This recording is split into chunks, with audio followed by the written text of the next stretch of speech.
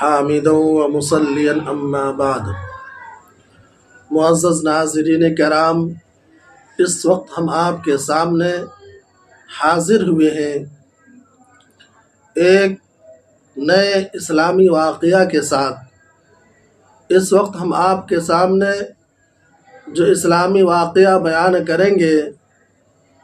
اس واقعہ سے کیا سبق ملتا ہے، وہ واقعہ کس حکم کی طرف ہماری رہنمائی کرتا ہے، اس پر ہم تفصیلی روشنی ڈالیں گے۔ ہم آپ کو بتلاتے چلے کہ جب دو آدمیوں کے درمیان جھگڑا ہوتا ہے یا دو قبائل کے درمیان آپس میں جھگڑے ہوتے ہیں یا کہیں بھی جھگڑا، انتشار، افتراق ہوتا ہے، تو مسلمانوں کو چاہیے کہ وہ جھگڑے کو ختم کرے اور دونوں جھگڑے کرنے والوں کے درمیان صلح کرانے کی کوشش کرے۔ تو یہ جو صلح ہے، مصالحت ہے، اس کی شریعت کے اندر کتنی اہمیت ہے۔ اسلام میں دو جھگڑا کرنے والوں کے درمیان صلح کرانا، مصالحت کر دینا اور جھگڑے کو ختم کرنے کی کوشش کرنا، شریعت اس کی کتنی اہمیت دیتا ہے، اسلام کے اندر یہ کتنا اہم چیز ہے۔ آئیے ہم آپ کو بتلاتے ہیں کہ آقا نامدار جناب محمد رسول اللہ صلی اللہ علیہ وسلم کے زمانے میں جب جھگڑے ہوتے تھے تو آپ صلی اللہ علیہ وسلم جھگڑے کو کیسے سلجھاتے تھے اور جھگڑے کو ختم کرنا اور دونوں فریقوں کے درمیان، دونوں قبیلوں کے درمیان، دو جھگڑوں کرنے والوں کے درمیان صلح کرانے کو آپ صلی اللہ علیہ وسلم کتنی اہمیت دیا کرتے تھے۔ نماز فرض ہے اور خود آپ صلی اللہ علیہ وسلم کی پوری زندگی کا طریقہ رہا کہ آپ نماز کا بے حد اہتمام کیا کرتے تھے۔ آپ سفر میں ہوتے تب بھی نماز وقت پر ادا کیا کرتے تھے، حضر میں ہوتے تب بھی نماز کو وقت پر ادا کیا کرتے تھے، غزوات میں ہوتے، میدان جنگ میں ہوتے تب بھی آپ صلی اللہ علیہ وسلم نماز کو وقت پر ہی ادا کیا کرتے تھے، اور آپ کی کوشش ہوتی تھی کہ نماز کو ہم اس کے وقت میں ادا کریں۔ لیکن صلح ایسی چیز ہے کہ آپ صلی اللہ علیہ وسلم نماز پر صلح کو فوقیت دی۔ اگر کسی موقع سے کہیں جھگڑا ہوا، نماز کا وقت آ چکا ہے، تو آپ صلی اللہ علیہ وسلم نماز کو بعد میں پڑھتے تھے، پہلے جا کر جھگڑا کرنے والوں کے درمیان صلح کراتے تھے، مصالحت کرا دیتے تھے۔ سیرت النبی صلی اللہ علیہ وسلم کے باب میں اس طرح کے بہت سارے واقعات ہم کو ملتے ہیں۔ ایک مرتبہ قبیلہ بن عمرو بن عوف میں ایک جھگڑا ہو گیا اور نماز کا وقت ہو چکا تھا۔ قبیلہ بن عمرو بن عوف میں جھگڑا چل رہا ہے تو آپ نماز کے وقت میں جھگڑا کی طرف چلے گئے اور جھگڑا سلجھانے کے لیے چلے گئے اور وہاں جا کر مصالحت کر دی۔ آپ کو جھگڑا چھوڑانے اور مصالحت کرنے میں وقت لگ گیا۔ ادھر حضرت بلال حبشی رضی اللہ تعالیٰ عنہ نے اذان دے دی اور نماز کا وقت قریب آیا تو حضرت بلال حبشی رضی اللہ تعالیٰ عنہ نے حضرت ابو بکر صدیق رضی اللہ تعالیٰ عنہ کو امامت کے لیے آگے بڑھا دیا۔ جب حضرت ابو بکر صدیق رضی اللہ تعالیٰ عنہ نے نماز شروع کر دی تو نماز شروع ہو جانے کے بعد آقا نامدار صلی اللہ علیہ وسلم تشریف لائے۔ تو معلوم چلا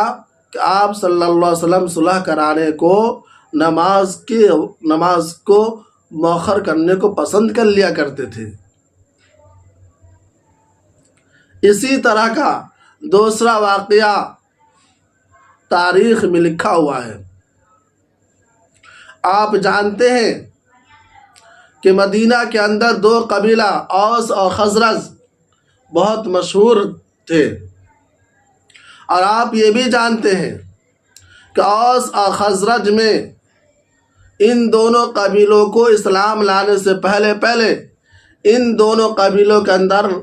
ہمیشہ لڑائیاں ہوتی رہتی تھی، ہمیشہ جنگ ہوتی رہتی تھی۔ پشتہا پشت سے اوس اور خزرج دونوں قبیلوں کے درمیان جنگ چلتی آ رہی تھی۔ جب آپ صلی اللہ علیہ وسلم مدینہ میں تشریف لائے اور اوس اور خزرج کا واقعہ، جنگ کا واقعہ آپ کے سامنے بیان کیا گیا تو آپ صلی اللہ علیہ وسلم کی دعوت پر اوس اور خزرج دونوں اسلام قبول کر لیے، اور دونوں قبیلے اسلام قبول کرنے کے بعد ایسے رہنے لگے کہ معلوم ہوتا تھا کہ ان کے درمیان کبھی لڑائی ہوئی نہیں تھی، ان دونوں قبیلوں کے درمیان کبھی دشمنی پیدا ہوئی نہیں تھی، یہ دونوں آپس میں کبھی لڑے ہی نہیں تھے۔ ایسے اسلام کی برکت سے، آپ صلی اللہ علیہ وسلم کی محنت سے اوس اور خزرج دونوں قبیلے کے درمیان اتحاد، محبت، بھائی چارگی پیدا ہو گئی تھی۔ ایک ساتھ اٹھتے بیٹھتے، چلتے پھرتے، کھاتے پیتے تھے۔ لیکن یہود جو مدینہ میں تھے، ایک یہودی کا نام ہم آپ کو بتلاتے چلتے ہیں۔ اس یہودی کا نام ہے شاس بن قیس۔ یہ ایک بوڑھا یہودی تھا، عمر زیادہ ہو چکی تھی، لیکن اسلام کی تہیں بہت دشمنی تھی، اور اوس اور خزرج جو دونوں پہلے آپس میں لڑا کرتے تھے، ان کے اتحاد کو دیکھ کر، اتفاق کو دیکھ کر ان کو اور جلن اور گھٹن محسوس ہوا کرتا تھا۔ ایک دفعہ شاس بن قیس راستے سے گزر رہا تھا۔ جس راستے سے شاس بن قیس گزر رہا تھا، اسی راستے پر اوس اور خزرج کے لوگ بیٹھ کر آپس میں بات چیت کر رہے تھے۔ جب اس یہودی نے دیکھا کہ اوس اور خزرج کے لوگ آپس میں بیٹھ کر بھائی چارگی کا ثبوت دیتے ہوئے بات چیت کر رہے ہیں، ہنسی مذاق کر رہے ہیں،